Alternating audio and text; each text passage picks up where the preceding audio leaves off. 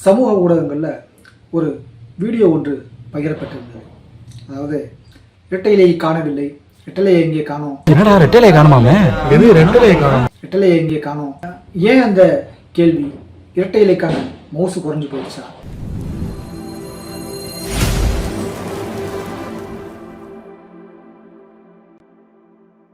இடைத்தேர்தலுக்கும் அதிமுகவுக்கும் எப்போயுமே ஒரு ராசி உண்டு. பெரும்பாலும் இடைத்தேர்தல்களில் அதிமுக வெற்றி பெற்றே வந்திருக்கும். ஏன்னா அதோட துவக்கமே ஒரு இடைத்தேர்தல் வெற்றியில தான் துவங்குச்சு. அதாவது திண்டுக்கல் நாடாளுமன்ற தேர்தலில் தான் அவங்க தங்களோட வெற்றி கணக்கையே துவக்கினாங்க. அது திரு மாயத்தேவர் தான் வெற்றி பெற்றார்.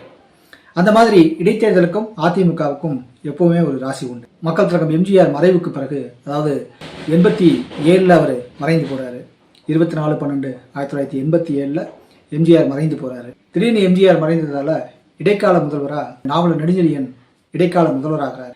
ஆனாலும் அன்றைக்கு நாவலர் நெடுஞ்செழியனுக்கும் திரு ஆரம்பி அவர்களுக்கும் இருந்த சிறிய முரண்பாடு காரணமாக ஆரம்பி அவர்கள் திருமதி ஜானகி அம்மையாரை, எம்ஜிஆரின் துணைவியாரான ஜானகி அம்மையார் முதல்வராகிறார். ஆனாலும் அவர் முதல்வராக பதவி வகித்த காலம் என்பது மிக குறைந்த, வெறும் 23 நாட்கள் மட்டும்தான் அவர் முதல்வராக இருந்தாங்க. அப்ப ஜானகி அம்மையார் முதல்வரானதை ஜெயலலிதா ஆதரவு நிலையில் இருந்தவர்கள் ஏற்காததுனால அங்கே கட்சிக்குள்ள சிறிய குழப்பம் விளைந்தது. ஜானகி அம்மையாருக்கு ஜெயலலிதா ஆதரவு நிலைப்பாட்டில் இருந்த எம்எல்ஏக்கள் எதிர்ப்பு தெரிவிக்கிறாங்க. கிட்டத்தட்ட அன்றைக்கு ஜெயலலிதா அணிக்கு ஆதரவா ஒரு 33 எம்எல்ஏக்கள் இருந்ததாக செய்திகள் இருக்கு. 99 எம்எல்ஏக்கள் திருமதி ஜானகி அம்மையார், கிட்டத்தட்ட ஒரு 100 எம்எல்ஏக்கள் ஜானகி அணிக்கு ஆதரவா இருந்தாங்க. இந்த சூழல்ல அடுத்ததா இவங்க முதல்வராக பதவி ஏற்றதுனால பெரும்பான்மையை நிரூபிக்க வேண்டியிருக்கு. ஆனா அந்த பெரும்பான்மையை ஜானகி அம்மையார் நிரூபிச்சிடறாங்க. எப்படின்னா, நமக்கு 234 தொகுதி சட்டமன்றத்தில் அதுல சரிபாதி இடங்கள்னா 117 இடங்கள் பெரும்பான்மைக்கு வேணும். அன்றைய பெரிய கட்சிகளான திமுகவும் காங்கிரசும் அங்கே வெளிநடப்பு செய்யறாங்க. வெறும் 111 எம்எல்ஏக்கள் தான் அங்கே அவையில் இருக்காங்க.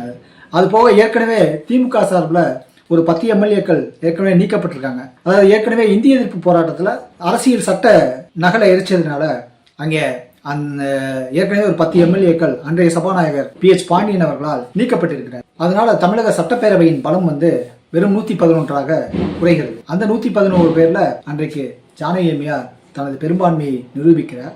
ஆனா 111 பேரை மட்டும் வச்சு பெரும்பான்மையை நிரூபிச்சதுனால இதற்கு பெரும்பான்மையா ஜெயலலிதா அணியினர் எதிர்ப்பு தெரிவிக்கிறாங்க. அவையில ஒரு பெரிய கலைவரம் நடக்குது. பெரும்பான்மைக்கு குறைவான எம்எல்ஏக்களை வைத்து தனது மெஜாரிட்டியை நிரூபிச்சுட்டாங்கிறதுனால அன்றைய ஆளுநராக இருந்த திரு SL குரானா அவர்கள் ஜானகி அம்மையாரின் ஆட்சியை கலைத்து உத்தரவிடுகிறார். அதன் பிறகு 89 சட்டமன்ற தேர்தல் அதிமுக இரண்டாக உடைகிறது.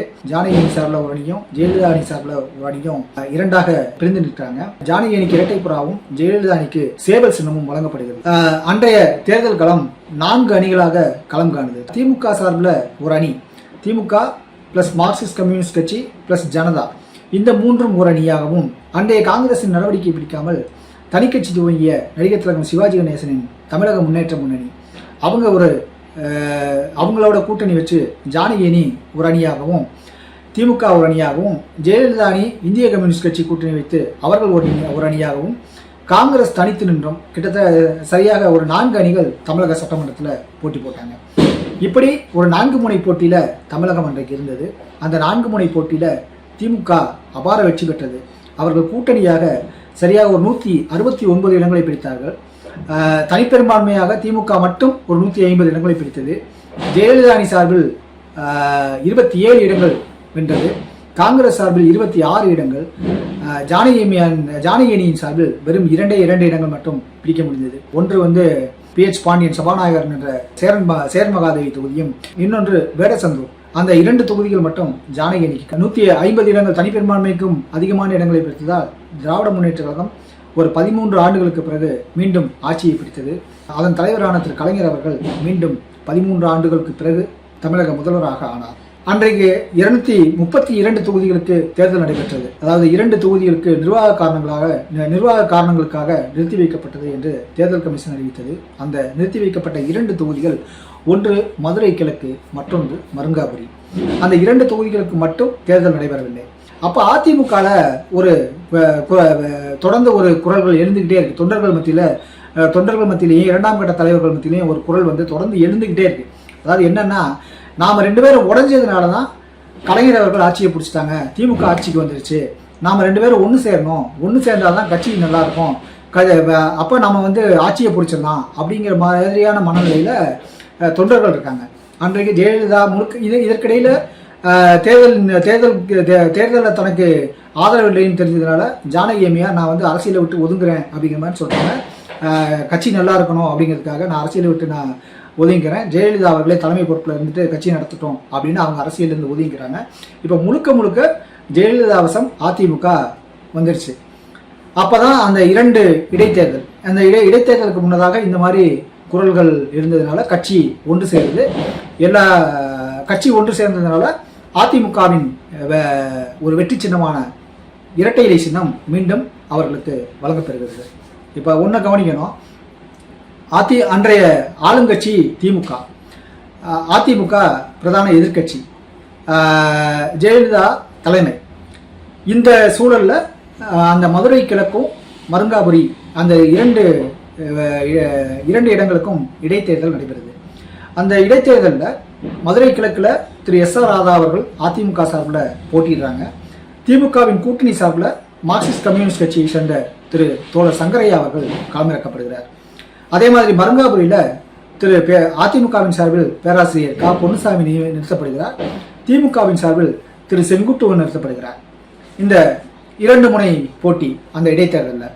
இந்த இடைத்தேர்தலில் ஒரு ரொம்ப முக்கியமான ஒரு விஷயத்தை சொல்லணும். அதாவது இந்த இடைத்தேர்தல் பொதுவாகவே இன்றைக்கு உள்ள மனநிலை எப்படின்னா, இடைத்தேர்தல்னாலே ஆளுங்கட்சி தான் ஜெயிக்கும் அப்படிங்கிற மாதிரியான ஒரு மனநிலை தான் இன்றைய பொதுவாகவே வாக்காளர் மத்தியிலையும் இருக்க பொதுமக்கள் மத்தியிலையுமே இன்றைய மனநிலையே அப்படி தான் இருக்கும். ஆளுங்கட்சி தான் ஜெயிக்கும் அப்படிங்கிற பொதுவான மனநிலை தான் இன்றைக்கு மக்களிடையே இருக்கு ஆக்சுவலாக. ஆனால் அன்றைய காலகட்டத்தில் பார்த்தீங்கன்னா அப்படியான ஒரு சூழல் இல்லை. அதாவது திருமங்கலம் ஃபார்முலான்னு சொல்லப்படுற அந்த காலகட்டத்துக்கு பிறகு நடந்த எல்லா தேர்தல்களையும், தமிழ்நாட்டில் நடந்த எல்லா இடைத்தேர்தல்களையும் பெரும்பாலும் ஆளுங்கட்சியே ஜெயிச்சிருக்கு. ஆளுங்கட்சிக்கான ஒரு மதிப்பீடாக பார்க்கறதுனால ஆளுங்கட்சி எப்படியாவது அதை வென்று விடணும் அப்படிங்கிற முனைப்பு காட்டுறாங்க. எதிர்கட்சியும் ஆளுங்கட்சி தான் இடைத்தேர்தல்கள் ஜெயிக்குது அப்படிங்கிற ஒரு மனநிலையில் அவங்களும் சோர்வு காட்டுறதுனால பெரும்பாலும் இடைத்தேர்தல் வெற்றிகள் ஆளுங்கட்சிக்கு சாதகமாகத்தான் இன்றைய சூழலில் இருக்குது. ஆனால் அன்றைக்கு அப்படியான சூழல் இல்லை. அது கிட்டத்தட்ட தலைவர்களின் களமாக இல்லாமல் ஒரு தொண்டர்களின் களமாகத்தான் அன்றைய இடைத்தேர்தல்கள் நடந்தது. அதாவது 2 கட்சிக்கும் பெரிய ஃபைட் இருக்கும். 2 கட்சி தொண்டர்களுமே தங்களோட வெற்றிக்காக பெரிய முனைப்பு காட்டுவாங்க அப்படிங்கிற மாதிரியான செய்திகளை தான் அன்றைய தமிழக அரசியல் களம் சொல்லிச்சு.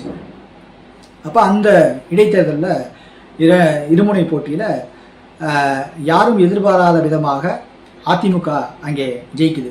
அதாவது மதுரை கிழக்கில் கிட்டத்தட்ட 13,000 ஓட்டு வித்தியாசத்தில் மார்க்சிஸ்ட் கம்யூனிஸ்ட் கட்சி தோழர் சங்கரையாவை ஒரு 13,000 ஓட்டு வித்தியாசத்தில் ஜெயிக்கிறது எஸ்.ஆர். ராதா. அதே மாதிரி மருங்காபுரியில் திமுக வேட்பாளர் செங்குட்டுவனை எதிர்த்து போட்டியிட்ட திரு பேராசிரியர் பொன்னுசாமி சுமார் 11,000 ஓட்டு வித்தியாசத்தில் ஜெயிக்கிறார். அப்போ அன்றைய ஆளுங்கட்சி திமுக ஒரு பெரிய, ஏன்னா ஆட்சியை பிடித்து அப்போதான் அவங்க ஆட்சியை பிடித்து முழு பலத்தோடு இருக்காங்க. அந்த சூழலில் நடந்த இடைத்தேர்தலில் 2லையுமே எதிர்கட்சியான அதிமுக ஜெயிக்குது. இதுல இன்னும் ஒரு குறிப்பிடத்தகுந்த ஒரு செய்தி என்னன்னா, அந்த இடைத்தேர்தல் பிரச்சாரத்துக்கு செல்வி ஜெயலலிதா அவர்கள் பிரச்சாரத்துக்கே போகல. அதே மாதிரி திமுக சார்பில் திரு கலைஞர் அவர்களும் பிரச்சாரத்துக்கு போகல. அதுக்காக தான் சொல்றேன், அது வெறும் தொண்டர்களின் களமாக மட்டும்தான் அந்த இடைத்தேர்தல் இருந்தது. அப்படி ஒரு நடந்த இடைத்தேர்தலில் அதிமுக வெற்றி பெற்றது. அந்த வெற்றிக்கு பிறகு அரசியல் பார்வையாளர்கள்லாம் அதிமுக தான் தமிழ்நாட்டில் வலிமையான அணி, அதிமுக ஒற்றுமையாக இருந்தால் இங்கே திமுகவால் வெல்ல முடியாது அப்படிங்கிற ஒரு பார்வையை அன்னைக்கு கொண்டு வந்தாங்க. இன்னொன்று, அந்த தேர்தல் வெற்றிக்கு அதிமுகவுக்கு பொறுப்பாளர்களாக 2 பேர் நியமிக்கப்பட்டாங்க. அதாவது மதுரை கிழக்குக்கு திரு கே.எஸ்.எஸ்.ஆர். ராமச்சந்திரன் அதிமுகவின் தேர்தல் பொறுப்பாளராக நியமிக்கப்பட்டிருந்தார். அதே மாதிரி மருங்காபுரிக்கு திரு திருநாவுக்கரசர் தேர்தல் பொறுப்பாளராக நியமிக்கப்பட்டிருந்தார். இந்த 2 பேர் தான் தங்களுடைய கட்சியை வழிநடத்தியவர்கள். ஆளுங்கட்சி சார்பில் திராவிட முன்னேற்ற கழகத்தை சேர்ந்தவர்கள் வழிநடத்தினாங்க. 2ஆம் கட்ட தலைவர்கள் தான் அந்த தேர்தலை சந்திச்சாங்க. அப்படியான ஒரு சூழல்ல இரட்டை இலை எத்தனை சக்தி வாய்ந்தது, எத்தனை வலிமை வாய்ந்தது அப்படிங்கிற ஒரு செய்தியை அந்த இடைத்தேர்தல் சொல்லுச்சு. அந்த இடைத்தேர்தல் வெற்றியில செல்வி ஜெயலலிதா அவர்களுக்கு மகிழ்ச்சி இல்லை என்ற மாதிரியான செய்திகள் கூட இன்றைக்கும் கூட இருக்கு. அதாவது அதாவது தமிழகம் முழுக்க பிரச்சாரம் பண்ணியும் நாம் வெறும் 27 இடங்கள் தான் ஜெயித்தோம். ஆனால் நம்ம பிரச்சாரத்துக்கே போகாமல் 2 இடங்கள் அதிமுக ஜெயிச்சிருக்கு அப்படிங்கிறது வந்து ஜெயலலிதாவுக்கு அவ்வளோ மகிழ்ச்சியை தரலங்கிற மாதிரியான செய்திகள். அதாவது என்னென்னா அவங்க 27 இடங்கள் பெற்றது அது அவங்களுடைய தனிப்பட்ட செல்வாக்கு தான். அதாவது சேவல் சின்னம் அவங்களுக்கு கொடுக்கப்பட்டது சேவல் சின்னம், இரட்டை இலை கிடையாது. ஆக்சுவலாக இரட்டை இலைங்கிறது வந்து எம்ஜிஆர் கண்டெடுத்த சின்னம்ங்கிறதுனால எம்ஜிஆருக்கு இருந்த வலிமை நமக்கு இல்லையோ அப்படிங்கிற ஒரு சங்கடத்தில் அவங்க இருந்தாங்கங்கிற மாதிரியான செய்திகள் கூட இருக்கு. இப்படி அதிமுகவும் சரி அதன் சின்னமான இரட்டை இலைக்கும் சரி ஒரு வலிமையான ஒரு காலகட்டம் இருந்தது. இனி வரும் காலங்களில் அதிமுகவுக்கும் அதன் சின்னமான இரட்டை இலைக்கும் எத்தகைய வலிமை இருக்க போகிறது என்பது வரப்போகிற 2026 பொதுத் தேர்தலில் நமக்கு தெரிந்துவிடும். அதுவரை காத்திருப்போம். நன்றி.